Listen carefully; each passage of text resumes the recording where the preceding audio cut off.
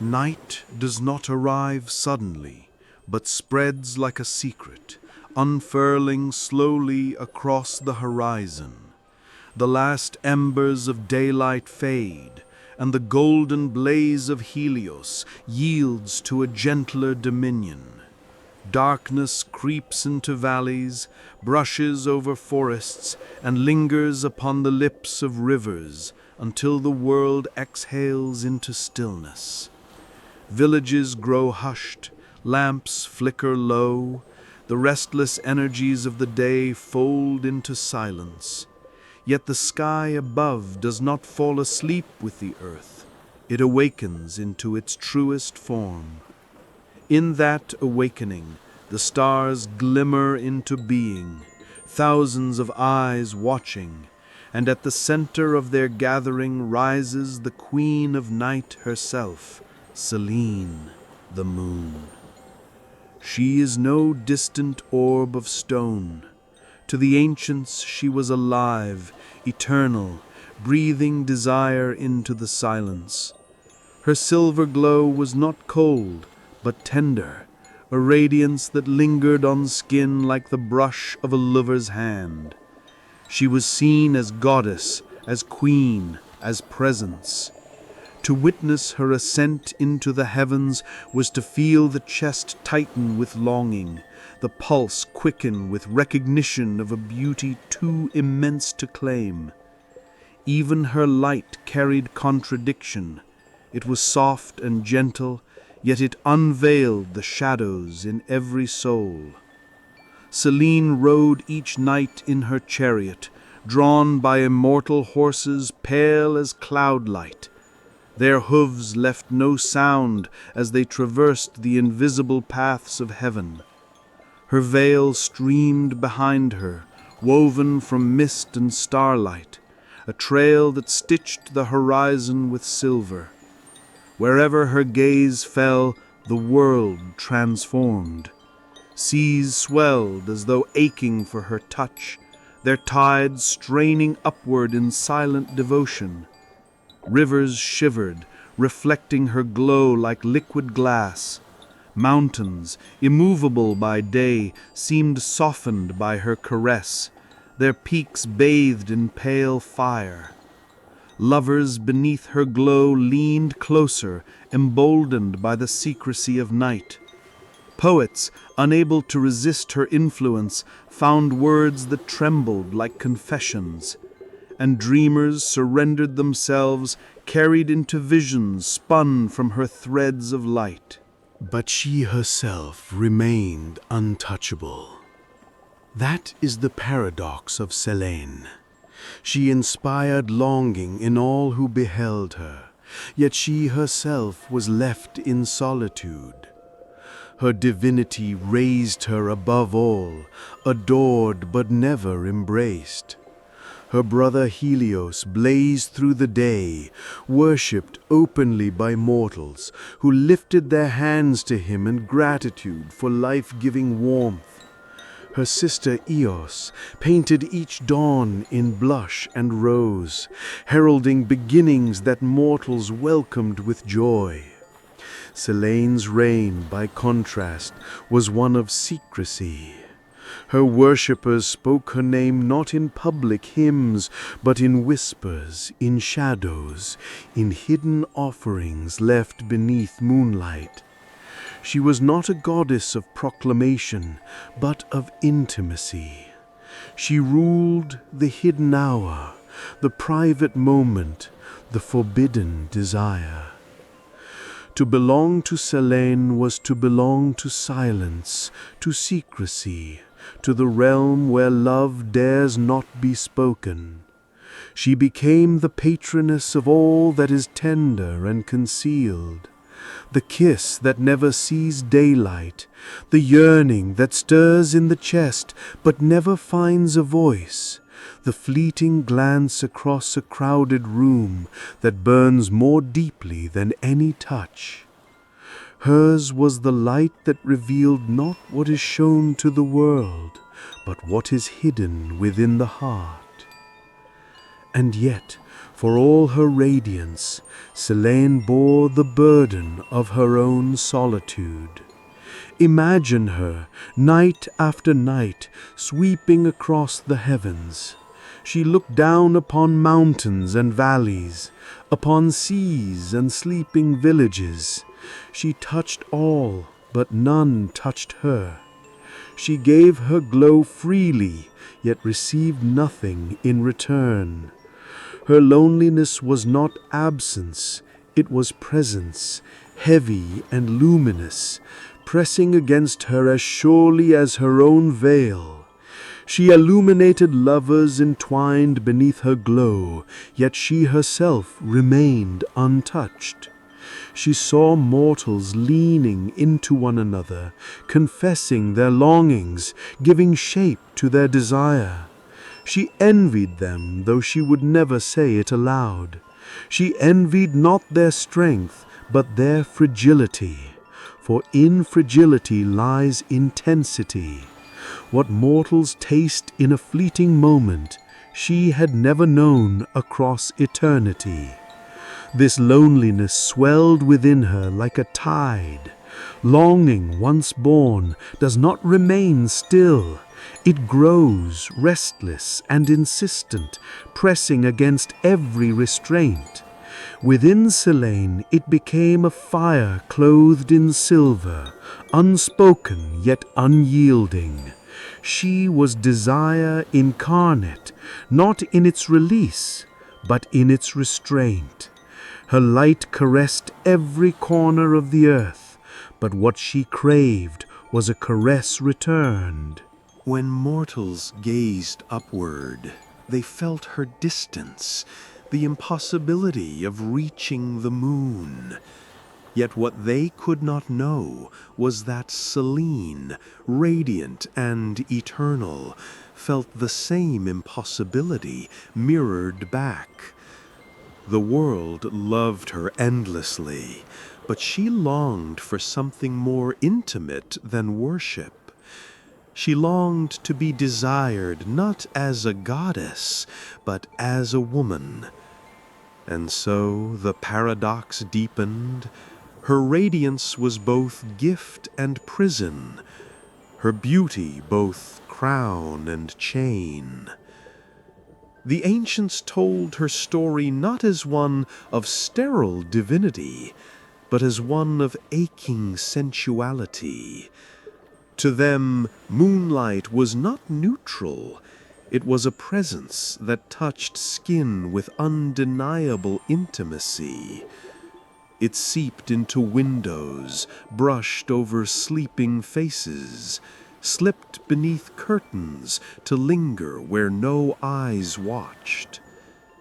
It was the most tender of intrusions, both comforting and unsettling. They believed this tenderness came from Selene herself, who poured her longing into the world each night. Every glimmer of light was a fragment of her desire, scattered across the earth. Thus the stage of her myth is prepared, a world bathed in silver, trembling with beauty, saturated with longing. The night itself becomes a theater of inevitability. The stars gather like witnesses, the seas stir with anticipation, the earth itself breathes as though waiting for something to descend, something forbidden yet irresistible. Myths do not remain forever in stillness, and longing does not remain forever unfulfilled. For even divinity cannot cage desire indefinitely. Selene's story begins not with a triumph, but with a wound, a goddess luminous and eternal, yet aching with solitude. Her yearning is not weakness, it is the pulse of all existence, the rhythm that draws all beings toward one another, despite distance, law, or fate. Her myth whispers the truth mortals fear to confess.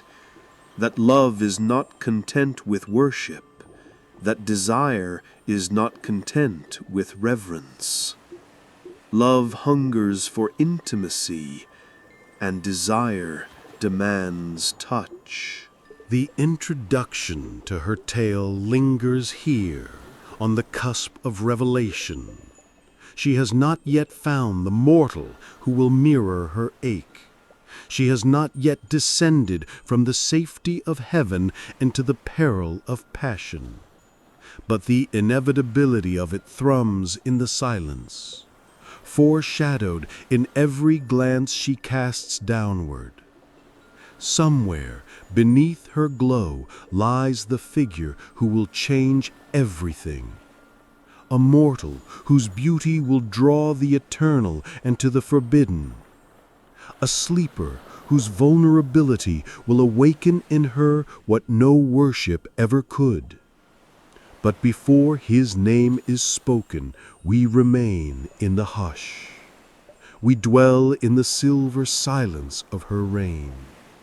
We linger in the paradox of her blow, illuminating all, yet craving to be illuminated in return. We stand in the tension between stillness and inevitability, between longing and fulfillment, between worship and intimacy. The story does not begin with thunder, nor with fire. It begins with moonlight, with quiet inevitability, with a goddess adrift in her own beauty, unable to quiet her heart. It begins with a world softened by her touch, trembling with unspoken desire, awaiting the moment passion will break its silence. It begins with her, with Selene, the breath between silence and confession, the queen of shadows who longs to descend. This is the opening of her myth. This is the prologue to forbidden passion. This is the promise that longing, once born, will not remain unanswered. Selene has always been described in hymns as luminous, but words, even when drenched in reverence, fail to capture her essence. She is not merely light, but the intimacy of light, the way it clings, the way it reveals, the way it softens. To the mortals who whispered her name in prayers, she was beauty incarnate, the silver veil that crowned the night. But to herself she was something far more fragile, a being caught between her divinity and her hunger. She is a goddess of form as well as presence. Her hair spills like streams of molten pearl, tumbling down her shoulders and glistening as if each strand had been woven from moonlight itself. Her skin is the pale glow of alabaster, radiant and cold to sight, but burning to touch. Her eyes, vast and endless, carry not only beauty, but weight. The weight of countless nights traversed alone, the weight of passion restrained by eternity. When she gazes upon the world, mortals do not see eyes, but oceans of light. And yet behind that brilliance hides something raw, something almost human, an unspoken ache. Though she reigns in silver majesty, Selene is not without burden. Eternity, for all its glory, is a prison without doors. Night after night, she retraces the same arc across the sky, her silver horses following paths carved by time itself. She brings beauty, she awakens desire, she softens hearts. But none of this touches her in return. For all her radiance, she is untouched. For all her majesty, she is lonely. She is luminous, yes, but luminous with longing. Her immortality, meant to be a gift, becomes cage. To live forever is to ache forever. It is this enticing paradox that defines her. She is not sterile divinity, but desire incarnate, restrained, shimmering, restless. Her solitude is not cold distance, but burning hunger, veiled in light. The mortals who looked up to her thought her aloof, but the truth is more dangerous. Selene longs, Selene envies, Selene waits. And when longing reaches its peak, it must find an object to settle upon, a mirror to reflect its own ache. That mirror comes in the form of a mortal named Endymion. He is not a king, nor a warrior, nor a man of temples. His beauty does not roar with power, it whispers. Endymion is a shepherd, a dreamer, one who spends his days among the quiet slopes of Latmus, guiding his flock beneath the turning sky. His life is not drenched in glory, but in silence, and it is precisely this stillness that renders him luminous.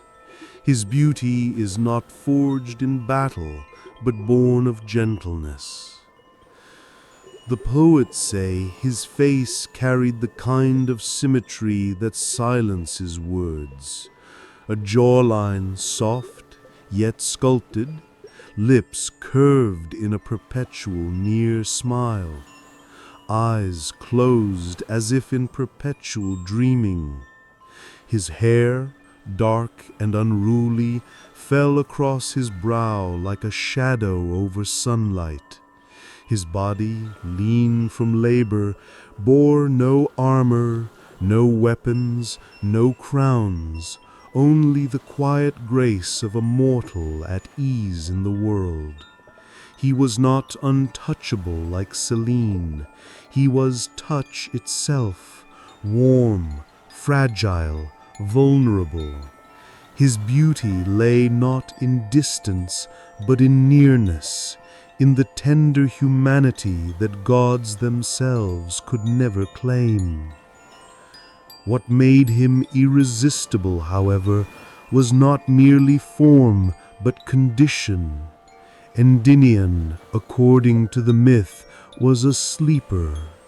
Whether by choice, by gift, or by fate, he lay in eternal slumber, untouched by time, his youth preserved as though night itself had folded him into its arms. He was beauty suspended, vulnerability eternalized. And in that vulnerability lay the deepest magnetism. For to Selene, who bore the weight of immortality, he was everything she envied, fragile, fleeting, breakable. His stillness was the very opposite of her endless cycle, and in that contrast her longing found its focus. When Selene first looked upon him, it was not as a goddess surveying a mortal, but as a woman caught off guard by desire.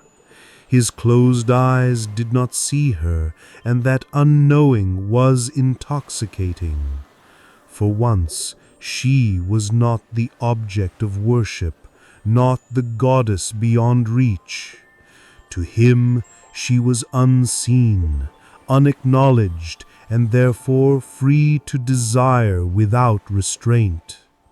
She hovered above him, her veil spilling around his form, and felt within her chest the stirring of something she had never confessed.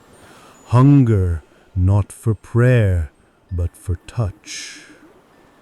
The dynamic between them is woven from contradiction. She is immortal. He is mortal. She is divine light. He is fragile shadow. She has existed since the dawn of time. He will wither and fade.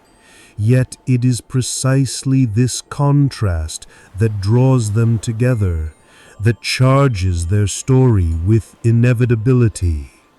For what the eternal longs for is fragility, and what fragility invites is protection, devotion, surrender.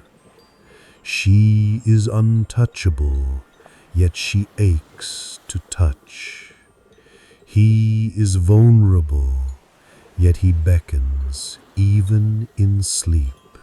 To the ancients, this pairing was not accident but cosmic truth. They believed that love is born not from sameness, but from difference, that passion thrives in the space between what can and cannot be reconciled. Selene and Endymion embody this truth. She is the goddess who yearns for mortality, he the mortal who unwittingly holds eternity captive in his beauty. They are night and dream, light and shadow, permanence and transience. Together they form a paradox that glows brighter than any star. In presenting them, the myth lingers on the magnetism of opposites. Selene's majesty softens when gazing upon him. Endymion's vulnerability becomes strength, for it draws even the divine to her knees.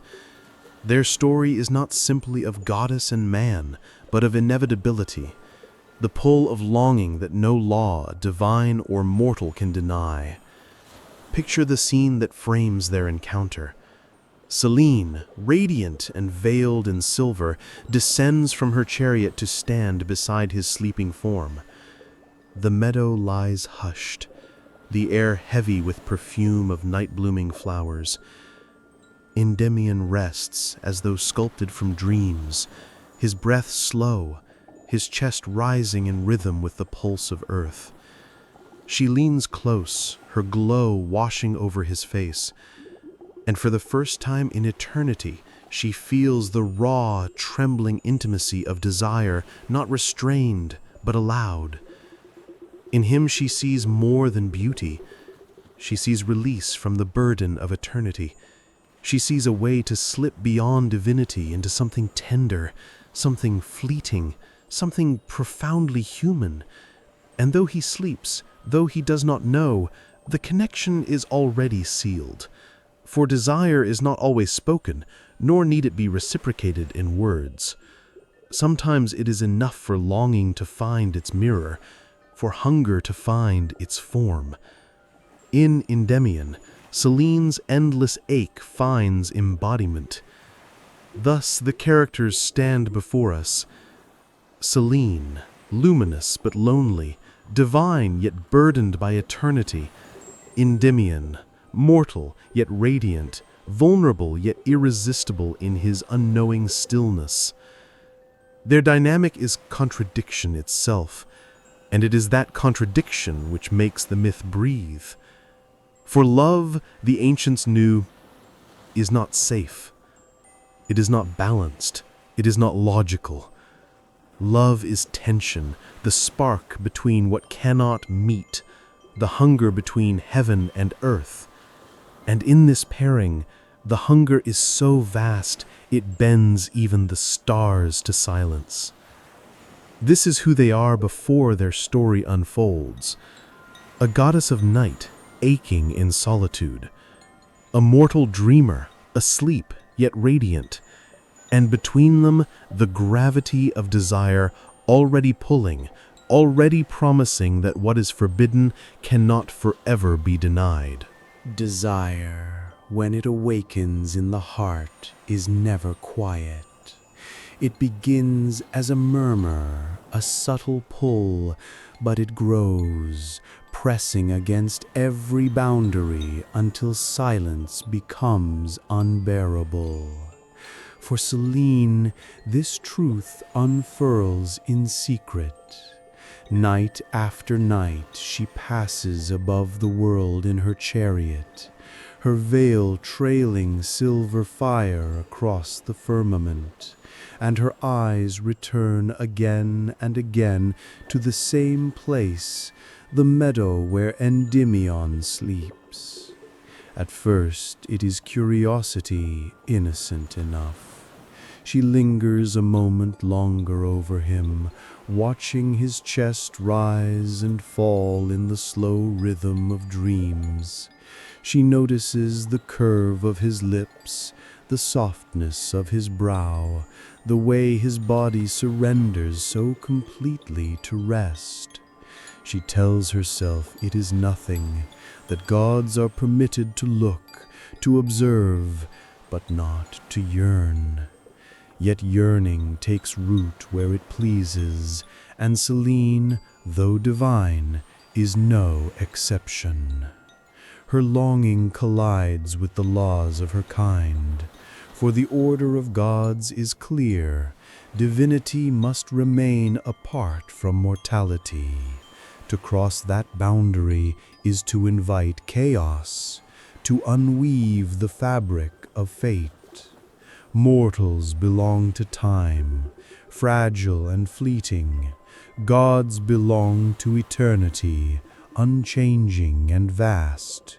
To bring the two together is to court dissolution. Selene knows this.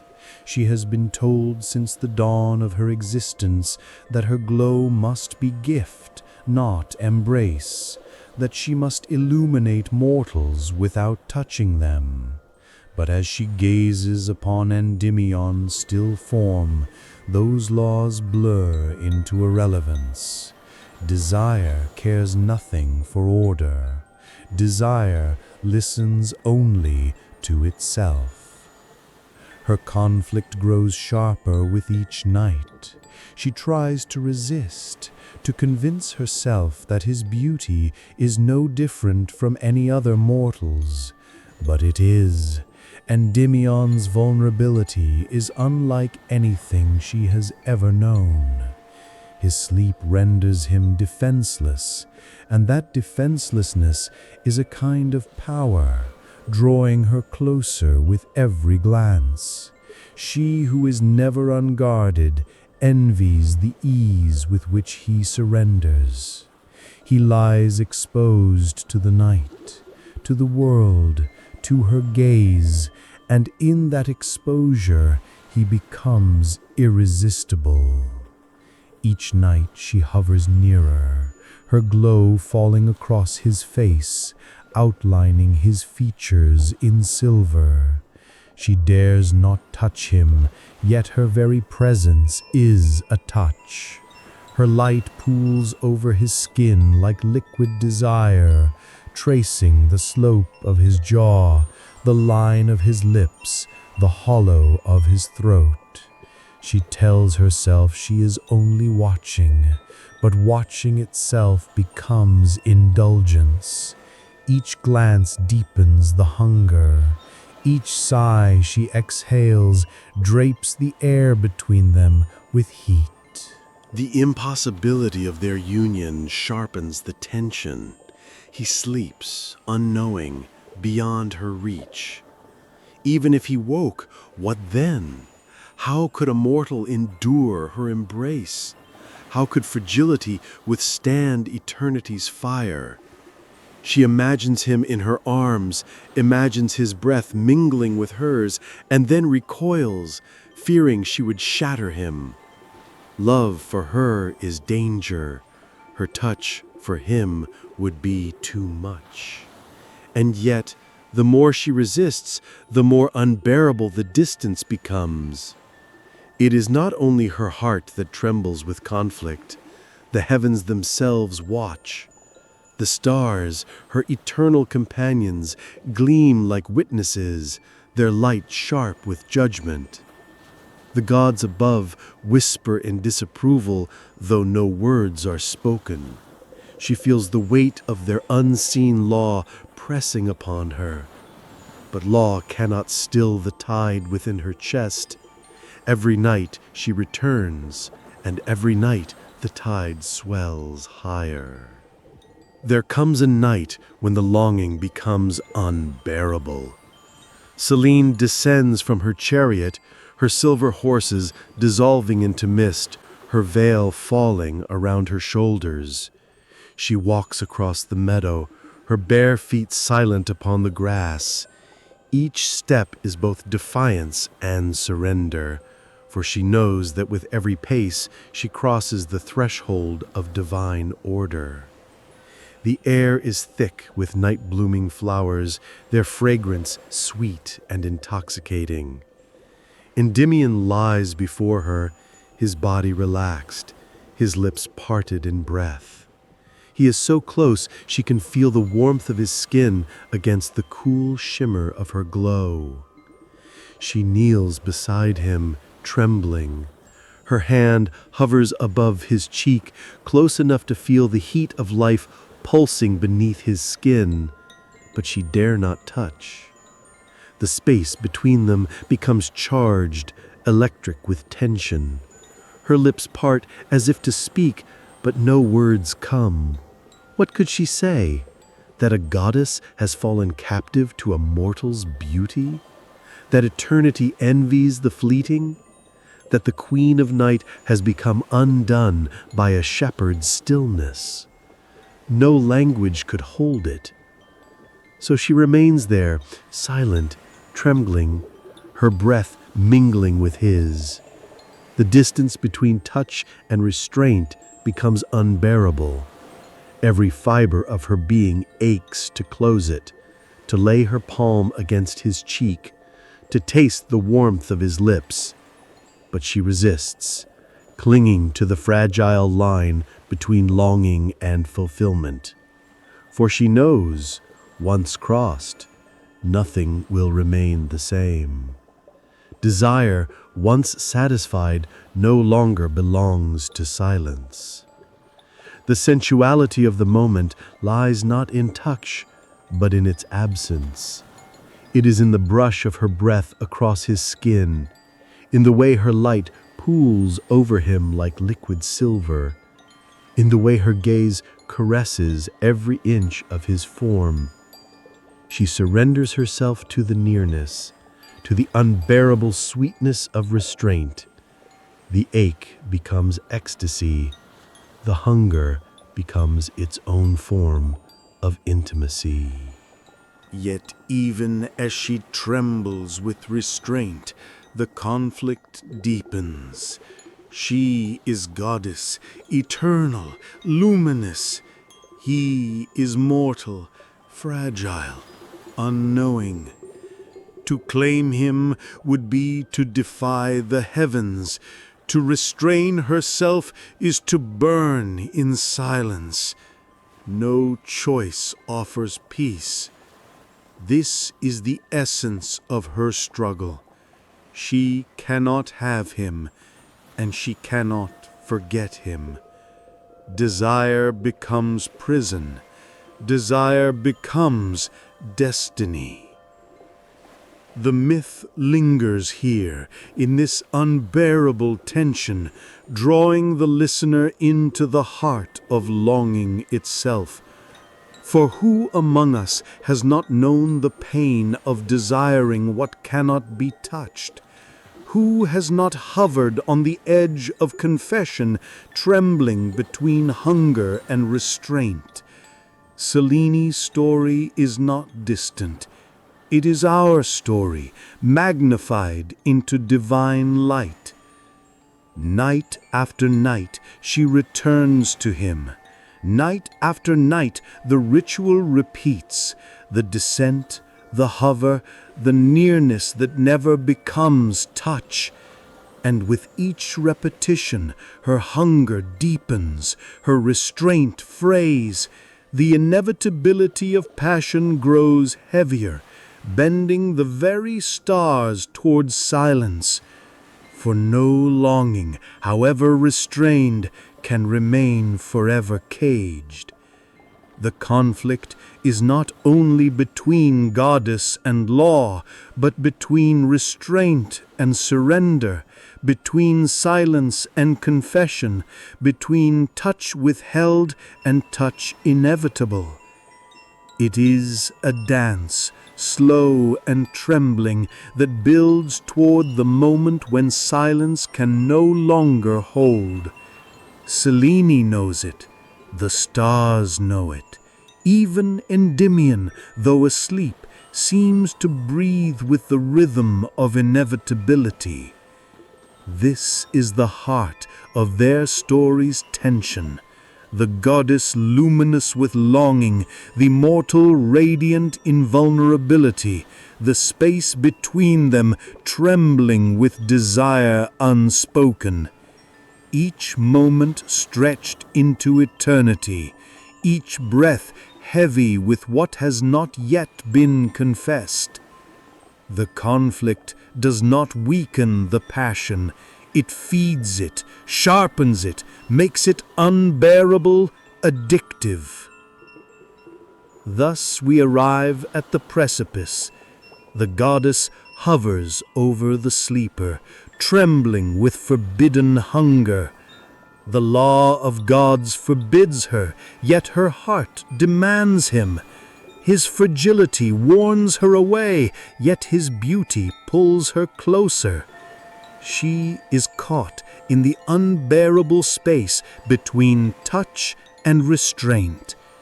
And in that space, desire burns brighter than any star.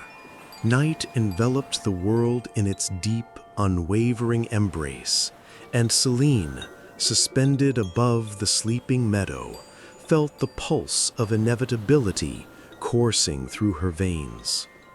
Every night had been a rehearsal, a dance of restraint and longing. But tonight, the silver tide within her could no longer be contained. Desire had swelled beyond limits, coalescing into an irresistible force that demanded release. She lowered herself from the arc of her chariot, the immortal horses fading into mist, leaving her veiled in a cascade of shimmering silver that clung to her like liquid moonlight. Each step she took across the dew-kissed grass was an act of defiance and surrender in equal measure. The night held its breath, stars blinking in silent witness, the breeze slowing to a gentle hush, as though the world itself leaned in to watch.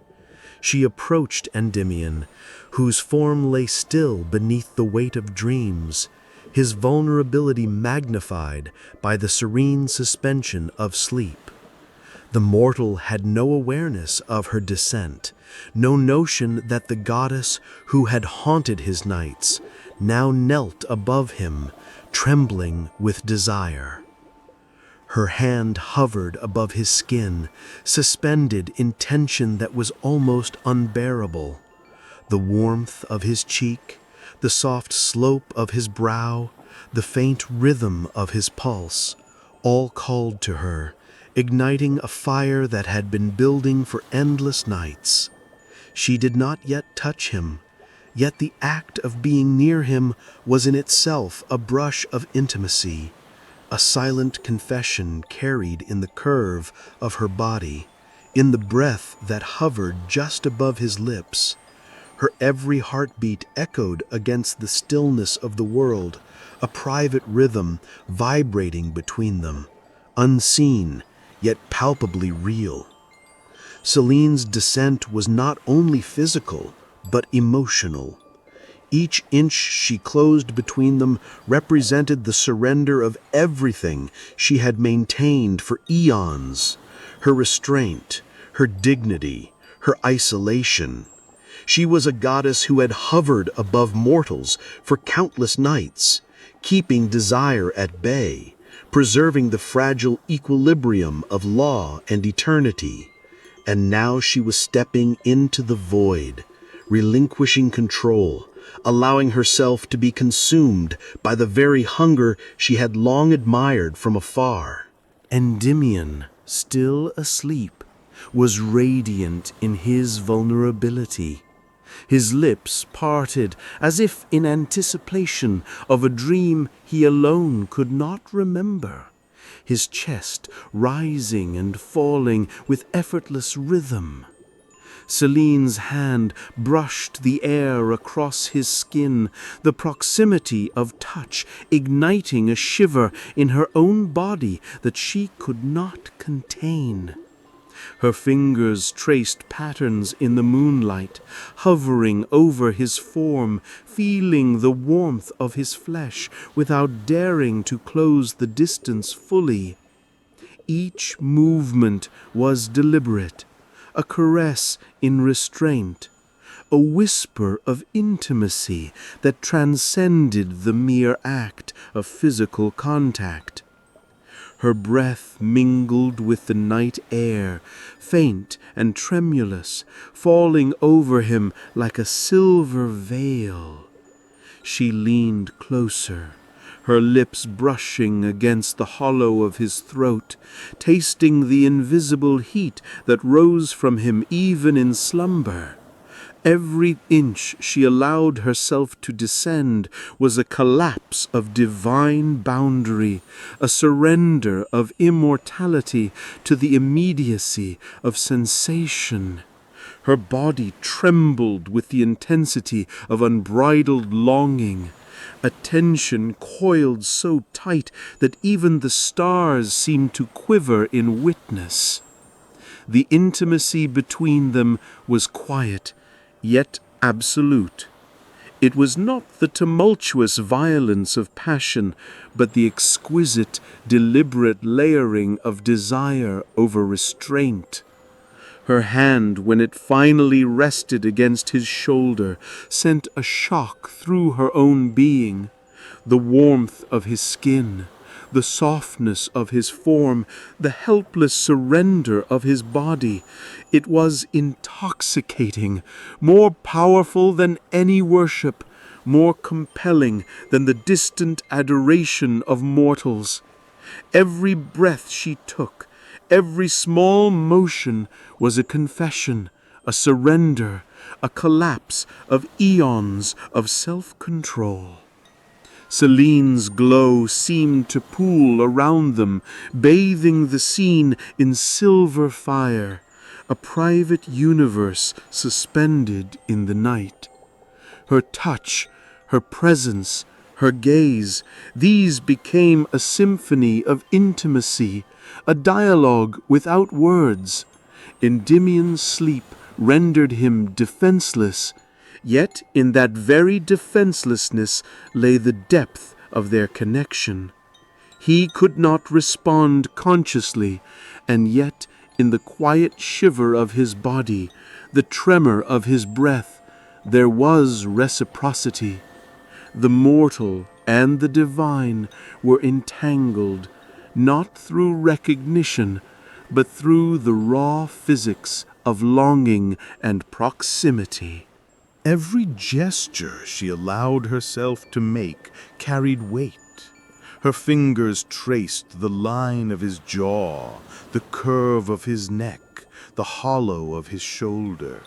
Her lips hovered near his, tasting the invisible heat of life, resisting the pull of temptation, even as it drove her further into surrender. Each movement was heightened by the impossible stakes. To touch was to break cosmic law. To remain above was to endure unbearable torment. Desire had become both weapon and chain, ecstasy and punishment, and she yielded to all of it at once. The night deepened, stretching hours into eternity, yet for Celine, time had no meaning. Each moment of closeness, each tremor of longing was magnified, concentrated, eternal in its intensity. She hovered over him, her hair spilling like molten silver across the grass, her veil wrapping them both in its diaphanous glow. The physicality of proximity was heightened by the collapse of restraint. She was no longer the goddess distant in the sky, observing, restraining, longing in silence. She was an agent of her own desire, surrendering fully to the immediacy of sensation, the raw power of attraction, the dangerous intimacy of contact. It was not merely erotic in the physical sense. The sensuality of the moment was entwined with emotion, with vulnerability, with the collapse of divine self-possession.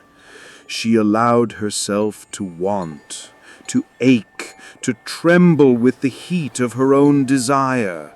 She allowed herself to see not only the beauty of Endymion's form, but the truth of her own craving.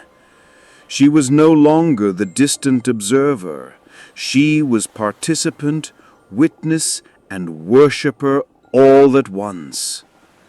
The stars above seemed to dim, their brilliance retreating to allow the private radiance of their union to shine.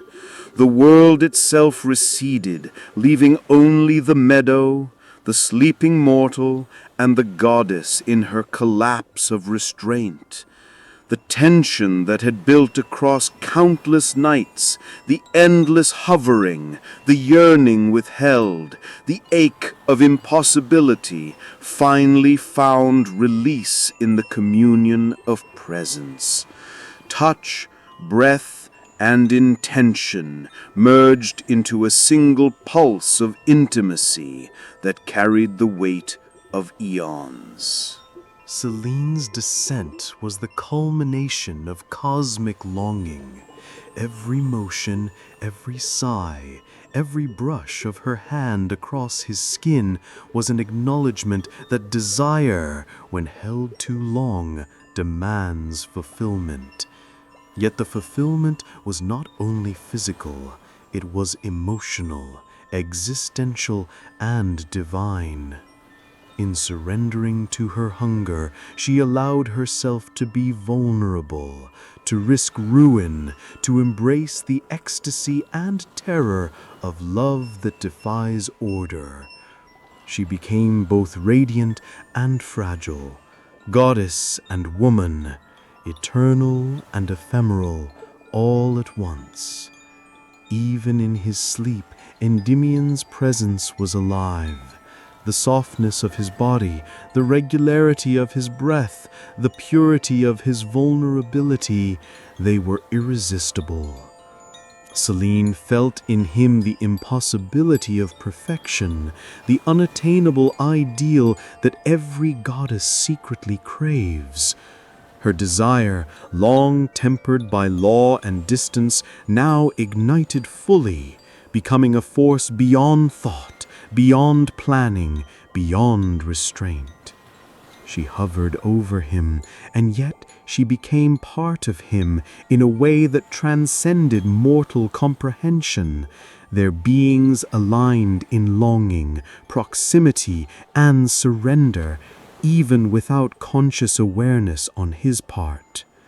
The climax of their intimacy is not a single act, but a tapestry woven from moments of suspended breath, of tentative touch, of eyes that speak in silence.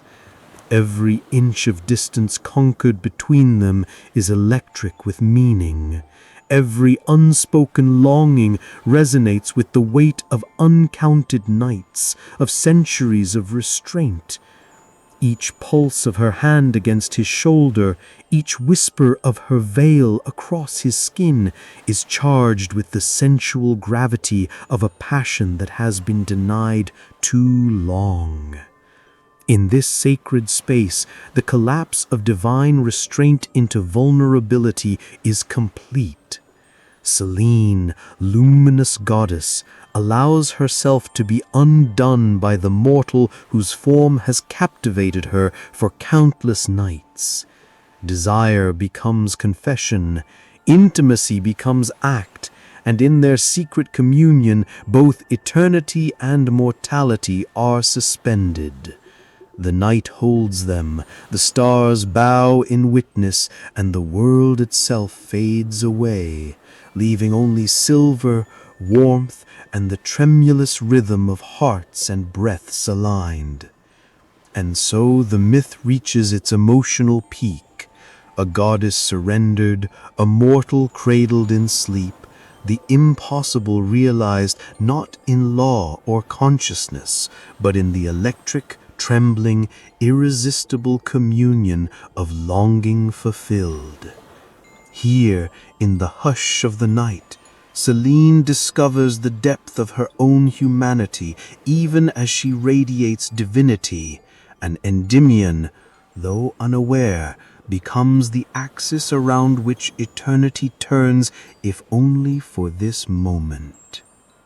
The night that followed their clandestine communion was unlike any other.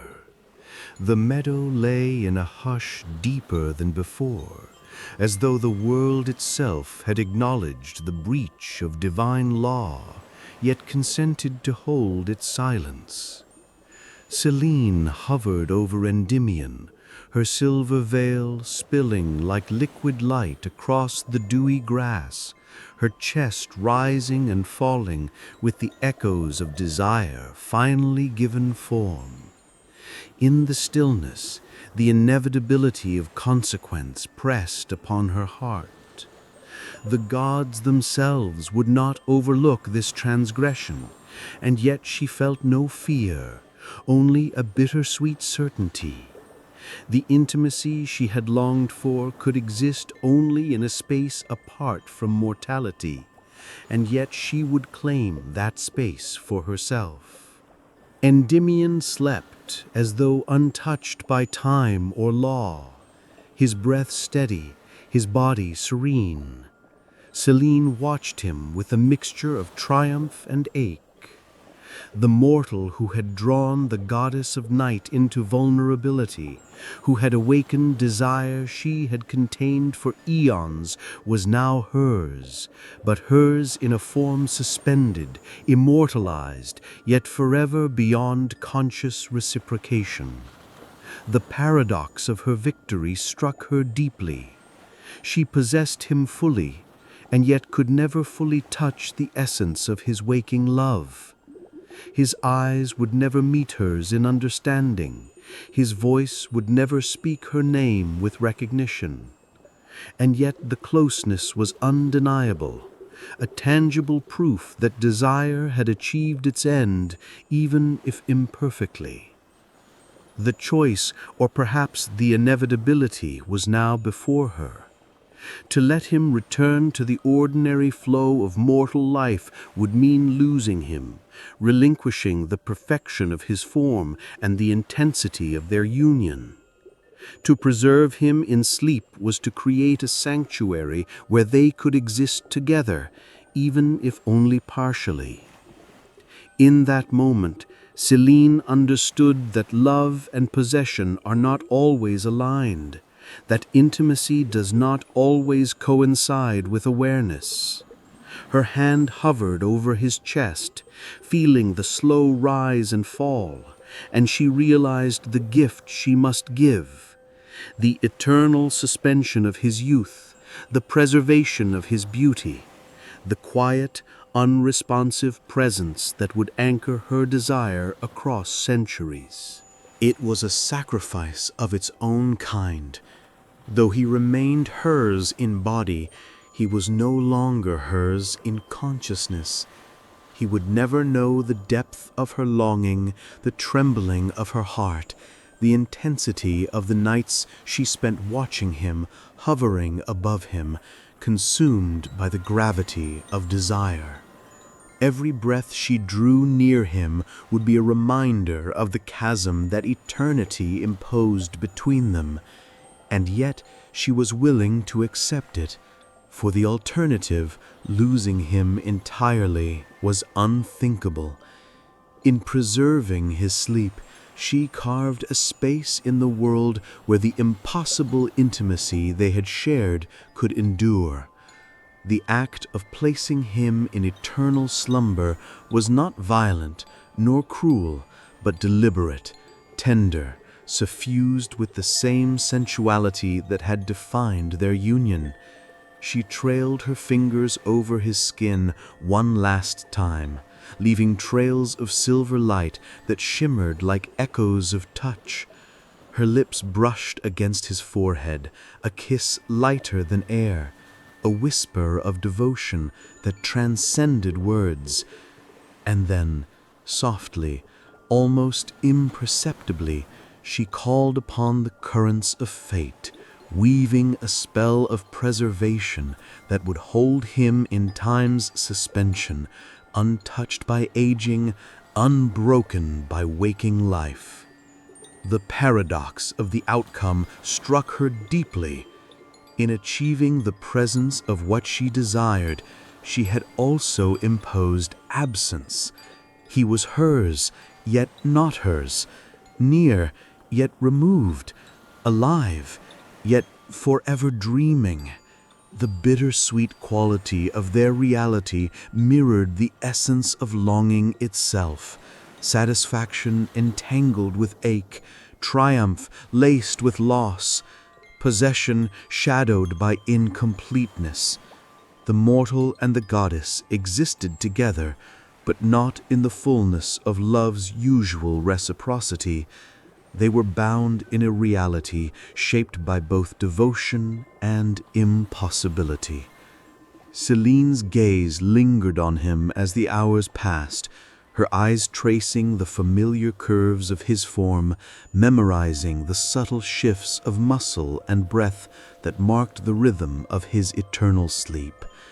She imagined, in fleeting fantasies, what it might be like if he were to awaken, if he were to stretch and look upon her with recognition, if his lips could form the name she had longed to hear spoken aloud. Yet she knew such moments were impossible, and the knowledge intensified her devotion rather than diminishing it. To love without return is a form of mastery. To possess in body what cannot be possessed in soul is a divine paradox that Celine embraced fully. The world around them remained suspended as well. The meadow, bathed in silver light, seemed to acknowledge the sacredness of this outcome. Flowers glimmered with dew, reflecting her glow. Trees bent slightly in the night breeze, as if bowing in silent witness. Even the stars appeared to dim in recognition, acknowledging that desire, when consummated against the boundaries of mortality and law, takes forms both delicate and unyielding. The night held them in its embrace, a sacred theater where passion, longing, and consequence intertwined seamlessly. Bittersweetness became the defining tone of their existence. Celine could walk among mortals, perform her nightly duties, illuminate the world, and yet the meadow with Endymion remained her private sanctum, a place where the impossible had been realized, if only in part.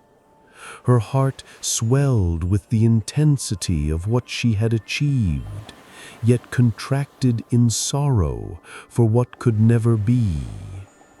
Each night she would return, hovering above him, reveling in the intimacy of proximity, the perfection of his form, the quiet warmth that radiated even in unconsciousness. And in that bittersweet rhythm, she discovered a kind of eternity that, though incomplete, satisfied her in ways the ordinary course of divinity never could. The ambiguity of their union lingered, leaving even those who whispered of the myth unsettled. Was it tragedy that the mortal could never awaken to return her love? Or was it the ultimate devotion, the purest form of connection, that Selene could claim him unbroken, untouched, perfect in sleep? Mortals and immortals alike debated the duality, for the story straddled the line between loss and possession, ache and satisfaction, absence and presence. Selene's victory was absolute in one sense and incomplete in another. And it is this tension, this unresolved duality, that gives the myth its enduring allure. Selene herself lived within this ambiguity. She did not lament Endymion's sleep, nor did she rejoice fully in her claim over him. She existed in the balance between joy and sorrow, fulfillment and yearning, intimacy and absence. Each night spent beside him was a celebration of desire realized and a reminder of its limits. Her eternal vigilance, her nightly descent, her tender caresses, all became rituals of devotion that carried the weight of both triumph and melancholy. And Endymion, though he never stirred, was a presence of profound significance. His form, preserved in time, was the axis around which Selene's world revolved. He embodied vulnerability, beauty, and the fleeting nature of mortality. And yet, through the gift of eternal sleep, he became something timeless. In him, Selene found both anchor and mirror, the anchor that kept her longing tethered, and the mirror that reflected her desire and vulnerability. Through him, the goddess glimpsed the paradox of eternity itself: to hold, to preserve, to cherish, without ever fully possessing the soul of another. The outcome of their story, then, is not simple. It is a weave of longing and satisfaction, of triumph and restraint. Selene gained Endymion's presence in a perfection unattainable in waking life. She held him even as she accepted the impossibility of reciprocal awareness. Their intimacy, forged in secrecy, existed beyond the constraints of law and mortality.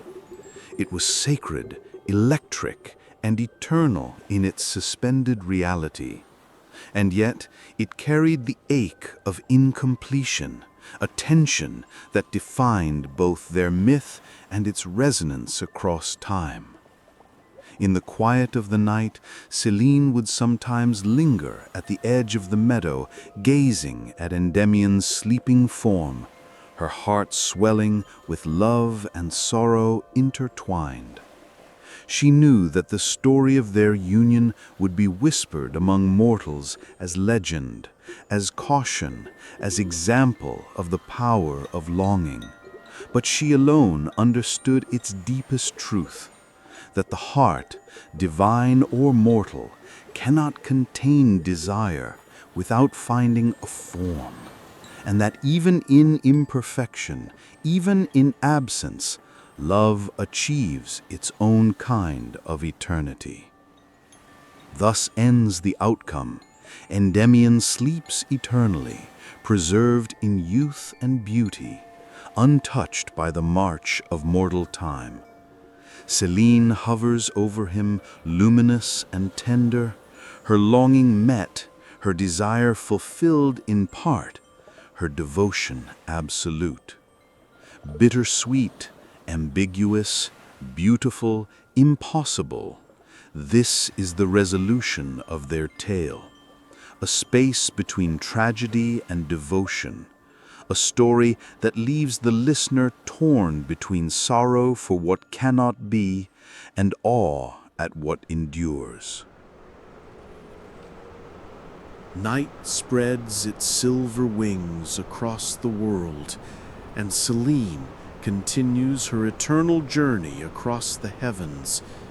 Yet even as she rides, her gaze returns always to the sleeping figure of Endymion, lying untouched in the meadow, preserved in youth and perfection. The rhythm of his chest, the quiet rise and fall of his body beneath the moonlight, becomes her measure of time, her anchor in eternity. She has desired, she has surrendered, she has achieved a closeness forbidden by both divine law and mortal boundaries. And yet, in that achievement, there is a constant tender ache, a reminder that love, even when fulfilled, carries its own shadow. Selene's light falls over him like a second skin, illuminating the contours of his form, the slope of his shoulders, the curve of his lips. She traces him with her eyes nightly, memorizing what will never awaken, loving what will never respond in conscious recognition. Each glance is a meditation, each sigh a devotion. In the silence between breaths, the goddess finds a rhythm that belongs neither entirely to mortals nor wholly to gods, a rhythm of longing that has been tempered by restraint yet softened by intimacy. Her immortality, once a source of isolation, now serves as a lens through which she perceives the fleeting perfection of mortality. Endymion, suspended in sleep, embodies what cannot endure, and in that suspension, she discovers the paradox of love itself, that desire can be realized even without response, that closeness can exist without touch, that devotion can flourish even where reciprocity is impossible. She hovers between triumph and sorrow, fulfillment and longing, pleasure and ache, and in that in-between she finds the essence of her eternity. The world continues its cycles below, oblivious to the sacred intimacy preserved in the meadow. Seasons change, rivers shift, winds rise and fall, and yet Endymion remains untouched. Selene's vigil transforms him into a constant, a presence that exists beyond the fragility of time, a reminder of beauty, vulnerability, and desire preserved. Through him, she experiences the intensity of love unbounded by mortality, yet tempered by impossibility. The paradox creates a tension that vibrates in the silver glow of her light, a tension she has learned to cherish, to honor, and to carry across the centuries. Her reflection on this eternal connection is at once sensual and philosophical. Desire, she realizes, is not solely the act of consummation. It is the breath drawn in anticipation, the gaze held too long, the subtle ache between hearts that cannot fully converge. It is the silent confession, the lingering touch of light, the unspoken vow. She has discovered that the fulfillment of longing is not always visible, not always tangible, and yet no less real. In the suspension of Endymion's sleep, she has achieved a perfect communion, body near body, breath near breath, desire near desire, yet tempered by the boundaries that define both of them. Celine's love is therefore both intimate and inaccessible. She hovers above him, her presence constant, her devotion unyielding, her passion eternal. She has conquered the loneliness that defined her immortality, yet she has done so without the reciprocity that mortals would demand. In this there is both triumph and sorrow. The pleasure of proximity exists beside the ache of impossibility. Her satisfaction is mingled with restraint. Her intimacy is complete, yet incomplete. And in that mixture lies the heartbeat of the myth itself, the pulse that resonates across centuries, whispered by the wind, mirrored in moonlit streams, and echoed in the quiet chambers of human longing. To observe Celine is to witness the collision of eternity and mortality, of divinity and fragility.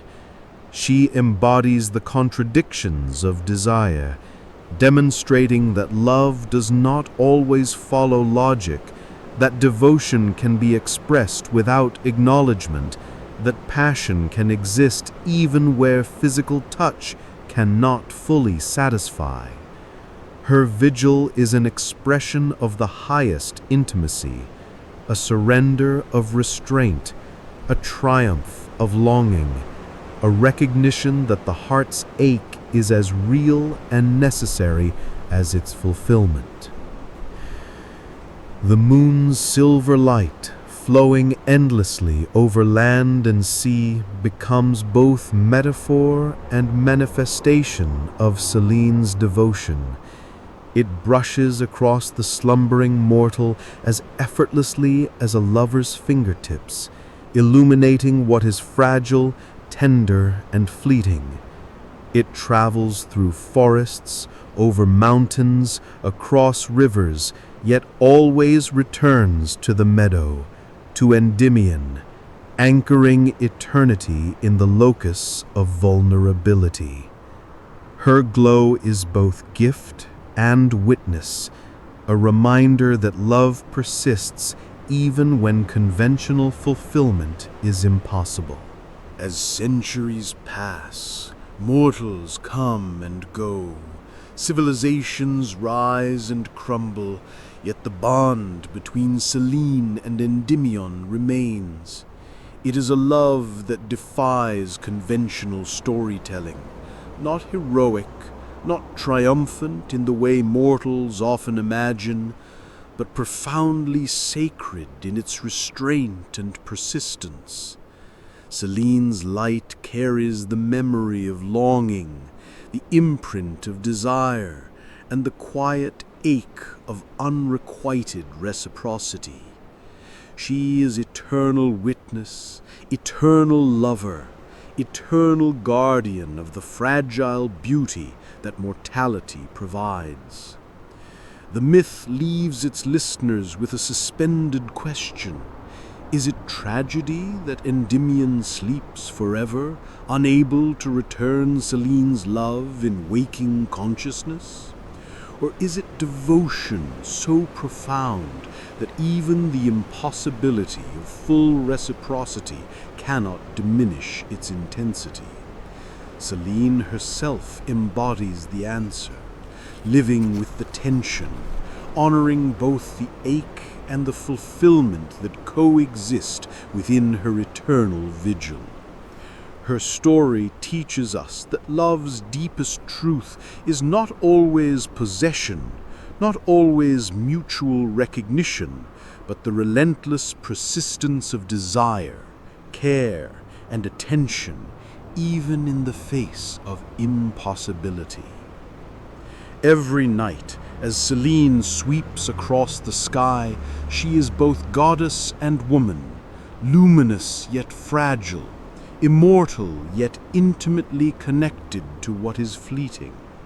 The paradox defines her existence, the sweetness and sorrow entwined like strands of silver in her hair. The myth reminds us that intimacy need not always culminate in mutuality to exist fully, that longing, devotion, and the careful stewardship of love can create a reality as vivid, as sacred, as meaningful as any act of consummation. And so Selene continues her vigil, tracing her light across Endymion's sleeping form, preserving beauty, nurturing intimacy, and embodying the tension between fulfillment and impossibility. In this final reflection, the listener is left suspended in the same space Selene inhabits, between desire and restraint, presence and absence, immortality and mortality. The story lingers, haunting and luminous, a meditation on love that defies time, law, and expectation, yet thrives in its very impossibility.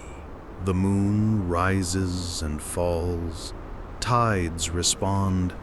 The night deepens and Selene remains constant, radiant, yearning, devoted. Endymion sleeps on, the fragile anchor of her desire, perfect in stillness, eternal in vulnerability. And in this delicate balance, the myth finds its ultimate expression. Love without expectation, intimacy without reciprocation, devotion without conclusion. It is a story of beauty and longing, of presence and absence, of eternity entwined with mortality, and it endures in the silver light that falls upon the world each night.